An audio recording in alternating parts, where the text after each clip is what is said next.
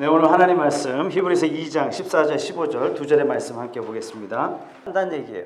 사단이 여러분들을 더 이상 함부로 하지 못한다는 얘기예요.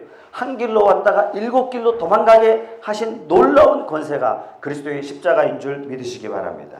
사도행전 4장에 보면은 다 같이 한번 읽어보죠. 시작. 베드로와 요한이 대답하여 이르되 하나님 앞에서 너희 말 듣는 것이 하나님의 말씀을 듣는 것보다 옳은가 판단하라. 우리는 보고 든 것을 말하지 아니할 수 없다 하니. 여러분, 이전에 스데반이 복음을 전하다가 돌 맞아 죽었어요.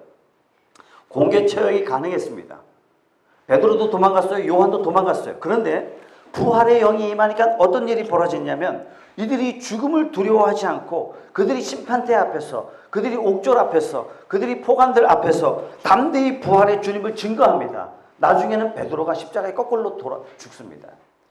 베드로도 십자가에 못 박겠다 이렇게 공에서 결정을 하니까 우리 스승께서 십자가에 달려 죽으셨는데 내가 어찌 똑같이 죽을 수가 있느냐, 나를 거꾸로 매달아 달라. 그가 죽는 모습을 보고 수많은 로마 사람들이 예수님을 믿게 돼요. 야고보는 목이 잘려 참수당합니다. 빌립은 돌에 맞아 죽었어요. 베드로의 아우 안드레는 십자가에 X자로 매달려 죽습니다. 도마와 바돌로메는요, 인도에 가서 선교하다가 죽습니다. 수많은 제자들이 부활의 영을 힘입어서 죽음을 두려워하지 않고 담대히 복음을 전하는 하나님의 사람이 되었습니다. 오늘날도요, 왕실 기록 있죠. 대통령 기록실을 통해서 자료들이 다 남아 있습니다. 로마의 기록실에 어떤 자료가 나와 있냐면 로마의 황제 중에 아주 못된 황제가 있어요. 국민 보살피지 않고 주로 비선 실세들 데리고 유흥을 마음껏 즐겼던 황제가 한 사람이 있었는데 이름하여 네로 황제입니다. 이 네로 황제가 콜로세움에서 기독교인들을 아주 처절하게 박해하면서 사람들을 죽였죠. 사자밥이 되게 하기도 하고 끓는 기름가마에 그리스도인들을 집어넣기도 하고 예수를 부정에 꺼내줄게 화형을 시키기도 하고 그리스도인들이 줄지 않아요. 그 황제 기록실 이런 자료가 있는데 네로 황제가 신하들에게 물어봐요. 왜 예수 믿는 자들이 줄어들지 않느냐? 옥에 가둬라. 아니, 그러면 조용히 기도할 수 있다고 오히려 좋아라 합니다. 고문해라. 그럼 그리스도와 함께 핍박을 받는다고 더 좋아라 합니다. 그럼 죽여라. 가장 큰 영광이라 그러면서 순교의 영광을 받았다고 오히려 더 좋아라 합니다. 부활의 영을 받았던 사람들은 세상이 감당치 못했던 부활의 생명이 있었기 때문에 여러분들에게 묻겠습니다. 나는 과연 이 부활의 신앙을 가진 사람인가? 이 주일이 원래 매주 주일이 부활을 기념하는 날이거든요. 이렇게 빠지고 저렇게 빠지고 돈 벌러 간다고 빠지고 친척 왔다고 빠지고 꽃 핀다고 빠지고 꽃 진다고 빠지고 비 온다고 빠지고 비 안 온다고 빠지고 이거는 좀 부활 신앙하고 거리는 조금 멀겠죠. 그죠? 만약에 부활이 가짜였다면 네로 황제의 대대적인 박해 때 기독교는 반드시 없어졌을 거예요. 그러나 이것이 진짜 신앙인이었기 때문에 이곳에 진짜 부활의 영이 있었기 때문에 부활의 생명이 있었기 때문에 오늘날 기독교는요 존재하고 있는 것입니다. 지금도 우리가 알게 모르게 모르는 이 상황 가운데 수많은 그리스도인들이 자신의 삶을 되돌아보지 않고 자기의 목숨을 돌보지 않고 주를 위하여 삶을 던짐으로 이 기독교는 부활은 생명은 증거되는 줄 믿습니다. 인간 최고의 절망, 죽음, 이 죽음을 예수 그리스도의 십자가로 누구도 해결할 수 없었던 이 죽음의 문제를 해결하셨어요. 인생의 가장 중요한 문제를 해결하셨다면 그 밖의 시련들, 그 밖의 고난들은 넉넉히 이기게 될 줄로 믿습니다. 그래서 부활신앙을 가진 사람은요 세상을 바라보는 관점이 조금 달라져요. 이전까지는 우리가 세상을 바라볼 때 세상이 중심이에요. 세상이 기준이에요. 세상 것을 얻어가는 것이 가장 중요했어요. 그래서 이 땅에서 잘 사는 것, 이 땅에서 남보란 듯 사는 것, 이 땅에서 잘 먹는 것, 이것이 정말 중요했어요. 남보다 더 잘 사는 게 정말 중요했어요. 그러나 이 세상이 다가 아니에요. 이후의 세상이 있다는 사실을 깨닫고 부활하신 주님과 내가 만날 것을 깨닫기 때문에 영원이라는 관점 가운데 내가 인생을 바라보기 시작해요. 이 세상에 눈에 보이는 것이 이것보다 더 중요한 것이 뭐냐면 하늘에 있는 것들이에요. 그렇다면 내가 어떻게 사느냐, 어떻게 죽느냐, 이게 정말 중요한 질문이 되어 있는 거예요. 부활의 신앙을 가진 사람은 가치관이 달라지는 거죠.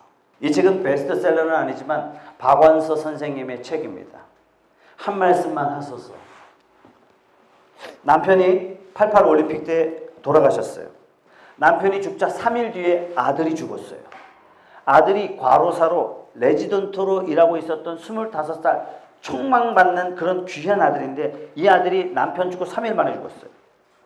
이거 뭘로 표현하겠습니까? 그래서 매일매일 자신의 고통스러운 마음을 글로 표현한 게 바로 이 책입니다. 아들 이름이 원태인데 내용 중에 이런 게 있어요.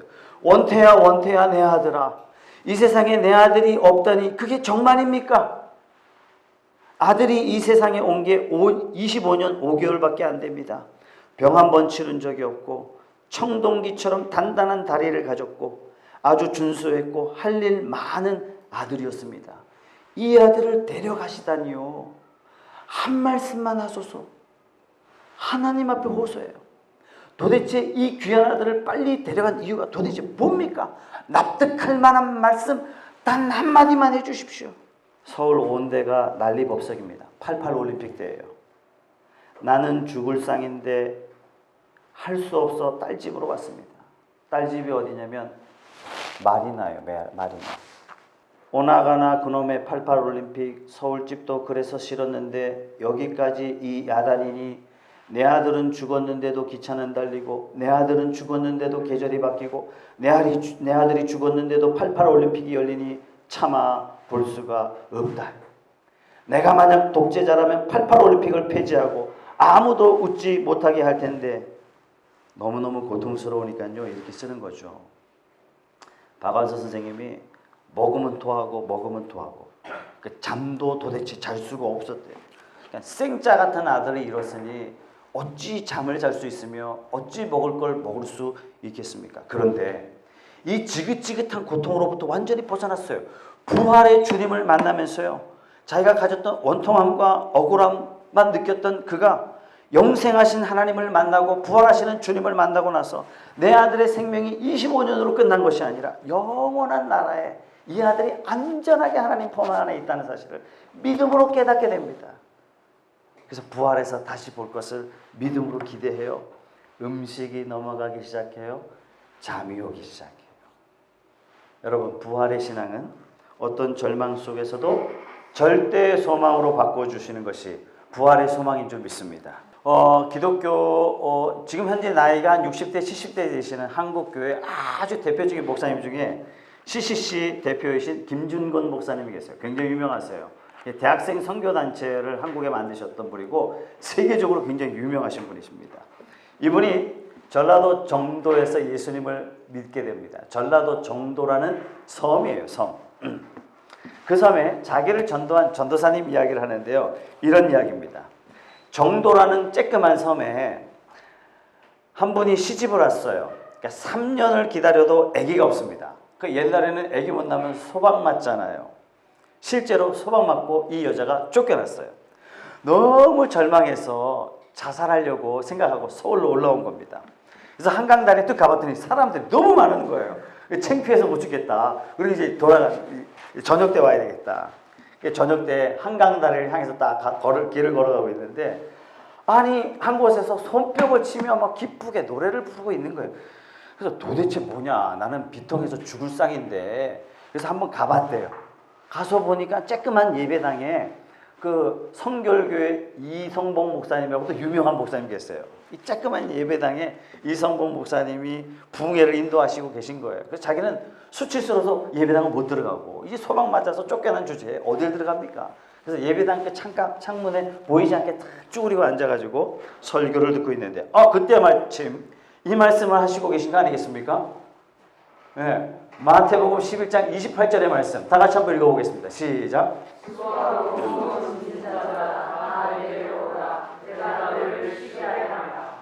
예, 그러면서 이 말씀을 가지고 설교를 하시는데 낙심하고 실망한 사람도 다 오세요. 아기 못 낳고 소방 맞은 사람도 다 오세요. 쫓겨난 사람도 다 예수께로 오십시오. 아니 내가 온 줄 어떻게 아시고 애 못 낳고 소방 맞은 여자도 오라고 이렇게 이야기하는 겁니다. 야, 이거 딱 나를 향해서 하나님 말씀하시는가 보다. 이렇게 생각하고 있는 거예요. 걱정하고 근심하는 사람 다 주께로 오십시오. 이 말씀이 완전히 자기 음성으로 들은 거예요.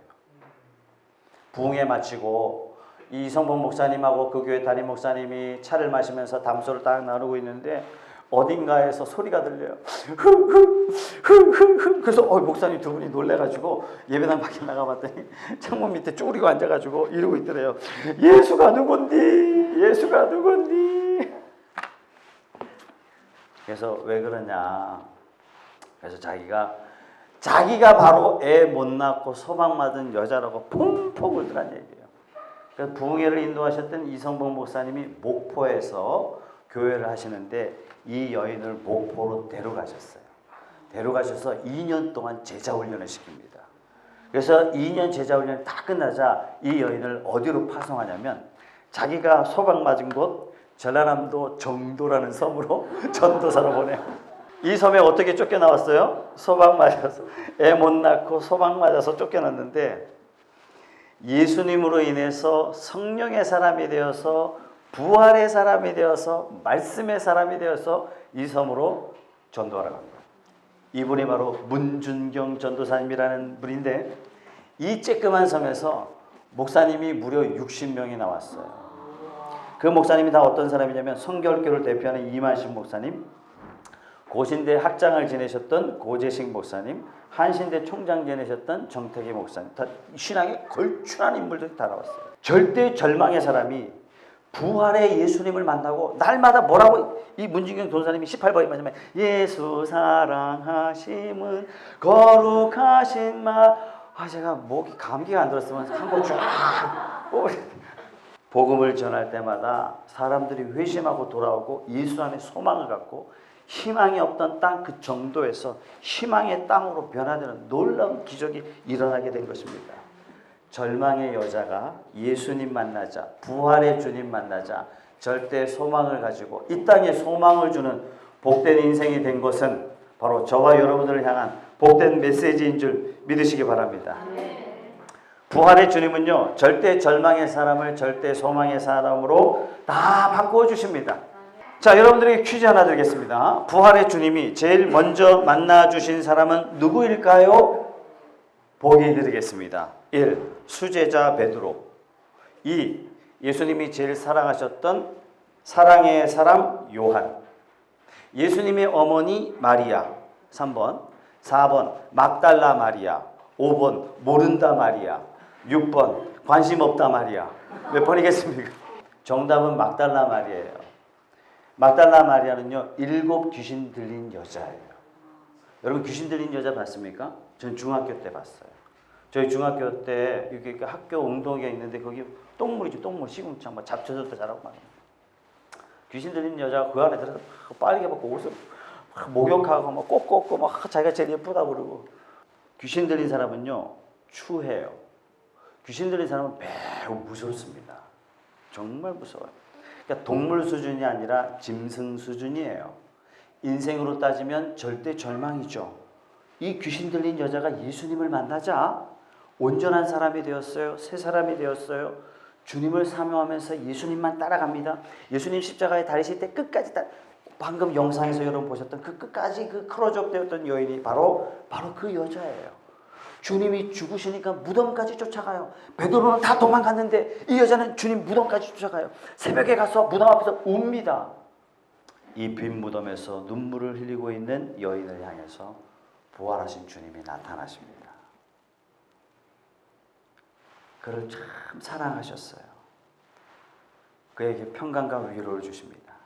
이 상황을 어떤 목사님이 요 막달라 마리아가 무덤을 찾아갔던 이 정황을 찬송으로 만들어서 이렇게 만들었어요. 저 장미꽃 위에 이슬 아직 맺혀 있는 그때에 귀에는 이 소리 들리니 주 음성 분명하다.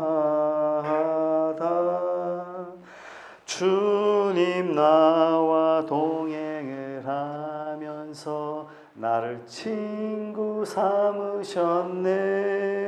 우리 서로 받은 그 기쁨을 알 사람이 없도다. 이게 막달라 마리아와 함께 나눴던 동산에서의 모습의 그림입니다. 사랑하는 여러분, 오늘은 우리 부활주일입니다. 이 막달라 마리아에게 또렷한 음성으로 함께 하셨던 그 주님이 저와 여러분들에게 함께 해 주실 줄 믿습니다. 그래서 우리가 어떠한 삶을 만나든 힘 있는 인생을 살 수 있도록 함께 하시는 줄 믿습니다. 여러분, 신앙은 절대로 관념적이지 않습니다. 추상적이지 않아요. 추상적이라면 우리 마음에 하나님이 절대 평안을 주실 수가 없으시겠죠. 저는 대학 때 이 사람의 책을 읽고요, 충격을 많이 받았어요. 걸출한 철학자 장폴 샤르트르. 제가 대학 1학년 때요, 지식인의 변명 이 책을 읽고요, 고민을 너무 많이 했어요. 이 사람은 철저한 반기독교자입니다. 더군다나 이 사람은요, 샤르트르의 죽음의 이유라는 이 책을 통해서 전 세계 사람들에게 얼마나 큰 영향력을 끼쳤는지 모릅니다. 20세기 최고의 철학자 샤르트르, 이 말에 대해서 누구도 토를 달 수 없을 만큼 이 사람의 영향력은 대단했어요. 그런데 이분이 말년에 폐수종이 걸립니다. 폐수종. 이분 한 달 만에 돌아가시죠. 이분이 입원해 있을 때 워낙 유명한 사람이고 20세기 최고의 철학자라 그러니까 전 세계 유명한 사람들이 이 사람 문병을 다 갔어요. 병문안 가서 전부 다 실망하고 다 돌아왔습니다. 워낙 대단한 철학자니까 죽음에 대한 책도 썼기 때문에 이 사람이 죽음을 맞이하는 모습을 보고 내가 인생의 교훈을 얻고 도전을 받아야 되겠다라고 생각하고 전 세계 최고의 지도자들이 다 찾아갔어요. 전부 다 가서 전부 다 실망하고 돌아옵니다. 죽음이 눈앞에 딱 오고 나니까 이 사람이 병원에서 발악을 하기 시작하는데 문병 온 사람한테 고람을 다 고래 지르고 막 저주를 퍼붓고, 과연 이 사람이 죽음 앞에서라는 이 위대한 책을 쓴 사람 도대체 맞나 싶을 정도로 전부 다 실망했다는 얘기예요. 여러분, 철학은요, 죽음의 문제를 해결해 줄 수 없습니다. 복음만이 죽음의 문제를 해결하는 줄 믿습니다. 이분은 제가 개인적으로 존경하는 분이에요. 이분 말고 이분이에요. 23살에 미국 유학을 접고 독일로 돌아갑니다. 독일 사람입니다. 미국에서 이 사람의 길을 말립니다. 히틀러가 세상을 난리치고 있을 그때에 독일을 구하러 가야 되겠대요. 많은 미국의 신학자들이요, 이 사람을 막았어요. 가지 말라고. 결국 독일에 가서 히틀러 암살을 모의했다는 이유로 사형을 얻어왔습니다. 감옥에 갇혔어요. 간수의 묵직한 발걸음이 들립니다. 여러분, 모든 사형수는요, 자기가 죽는 날이 언제인지 직감한대요. 그 발걸음을 정확하게 알 수 있다고 합니다. 본인의 죽음을 직감하고 그 자리에서 벌떡 일어나서 동료 죄수들에게 이야기합니다. 이제 나에게 죽음이 왔습니다. 기억하십시오. 이것이 마지막이 아니고 시작입니다. 다시 주님 만날 때까지 안녕히 계십시오. 사형장으로 갑니다. 많은 사람들이 이 사람의 마지막 모습을 보고 이렇게 고백을 해요. 이해할 수 없는 기쁨이 본해포 목사님의 얼굴에서 광채처럼 비쳤는데 그걸 말로 표현할 수 없습니다. 그 자리에 있던 모든 죄수들이 본해포 목사님의 고백을 통해서 전부 다 예수님 믿게 되었습니다. 사랑하는 여러분, 이번 부활절을 통해서 여러분들에게 여쭤보겠습니다. 여러분들은 어떤 믿음입니까? 죽음 앞에서도 의연하고 죽음 앞에서도 당당한 부활의 신앙을 가지고 계십니까? 그렇다면 우리가 이 땅에 사는 동안에 어떤 시련을 만나도 어떤 고난을 만나도 죽음도 이기게 하신 주님이 우리 앞에 당한 고난도 이기게 하실 줄 믿습니다. 이것이 우리의 믿음이고 이것이 바로 기독교 신앙이고 이것이 바로 예수 그리스도이십니다. 이제 어떤 상황을 만나도 절대 소망을 가지고 담대하게 남은 인생을 주님 앞에 살아가는 저와 여러분들이 다 되시기를 주님의 이름으로 축복합니다. 우리 기도하기 전에 고린도후서 4장 8절에서 10절의 말씀 다 같이 한 목소리로 읽고 마치겠습니다. 시작. 우리가 사방으로 우겨쌈을 당하여도 쌓이지 아니하며 답답한 일을 당하여도 낙심하지 아니하며 박해를 받아도 버림받지 아니하며 거꾸로 뜨림을 당하여도 망하지 아니하고 우리가 항상 예수의 죽음을 몸에 짊어짐은 예수의 생명이 또한 우리 몸에 나타내게 하려 합니다. 다 같이 한번 통성으로 우리 기도하시죠. 우리 기도하실 때 오늘 말씀을 통해서 여러분들에게 주신 말씀이 무엇입니까? 여러분, 죽음은 한순간에 모든 것을 앗아갑니다. 죽음의 영이 우리를 굴복시키려고 합니다. 죽음의 이 공포에서 벗어나게 하시려고 하나님께서 아들 예수를 이 땅에 보내주셨습니다. 십자가로 죽으시고 죄의 문제를 해결하시고 부활하심으로 우리를 의롭다 칭하셨습니다. 이제 저와 여러분들은 사망을 비웃고 담대히 살아갈 수 있는 그런 특별한 권세 있는 자로 저와 여러분들을 세워주셨습니다. 이 부활의 영이 여러분 안에 있습니다. 이 부활의 신앙을 가졌다면, 죽음도 이기게 하신 신앙이라면 지금 우리 삶에 있는 어떤 시련도 어떤 고난도 능히 이기게 하실 줄 믿습니다. 영원한 하나님 나라를 바라보시면서 하나님을 기준 삼아 살아가는 저와 여러분, 절대 절망을 이기게 하신, 절대 소망을 가진 그리스도인답게 날마다 승리하는 저와 여러분 되시기를 바랍니다. 다 같이 한번 통성으로 기도하겠습니다.